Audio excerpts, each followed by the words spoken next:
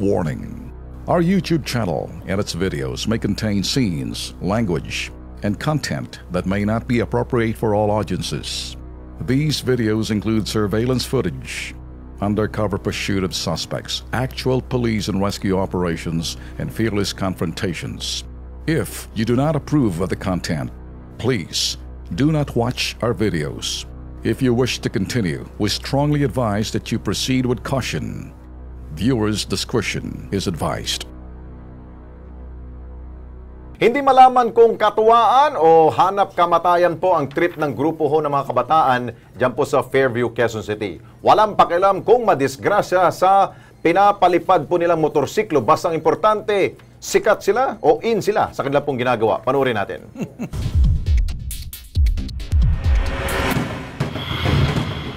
Habang nag-iikot ang Kilos Pronto, napitikan ng aming kamera ang mga grupo ng kabataan na nagpapasikatan sakay na kanilang mga motorsiklo.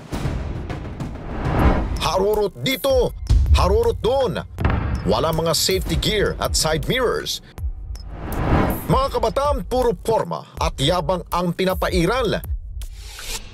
Yan ang naaktuhan ng KP team dito sa bakanteng lote sa Fairview sa lungsod ng Quezon.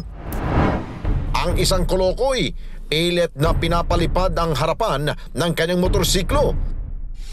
Nagpapasiklab ang kolokoy, makuha lamang ang atensyon ng ibang kabataan. Konting mali mo lang iho, disgrasyang abot mo. Ito namang isa, iba ang paandar, ang kasang-isang kasamahan habang nakatalikod sa kanya. Ikaw na! Lumipat naman kami sa kabilang grupo.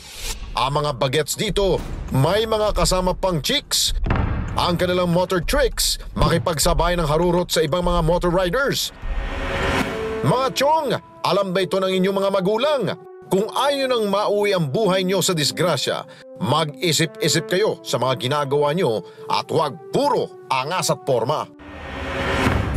Yan ang sinasabi, Ben, pag walang ROTC, yan ang ginagawa ng ating mga kabataan. Ay, sinabi nga natin kanina, no? Mantakin nyo kung may ROTC lang, may CAT nung araw, inabot nyo, may Boy Scout man yan, may Boy Scout tayo.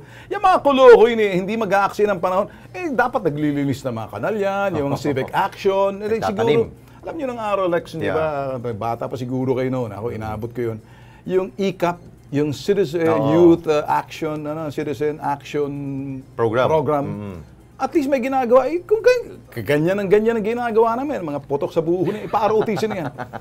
Dati mga bike lang yung pinapawili. Ngayon, motor na. Ayan po, may makina ho yan at baka madali ho kayo sa maling pihit ninyo. Tumba, disgrasyang abot ho niyan. Siguro, kung meron kayong talent ng ganun, gusto nyo, sumali kayo dun sa, yung Got Talent ba yun? Pwede yung talent nila yun. Pero maging talent ka rin kung sa ROTC ka. Yun. Maghawak ng baril, magmarcha-marcha ka, yung cadence ng bilis ng marcha, may magagawa kayo, titibay yung mga legs ninyo, hindi yung tinatamad na kayo, naglalakihan ng kung ano-ano dyan sa pondeo ninyo yan. Kaya kayo kung ano pinagagawa nyo.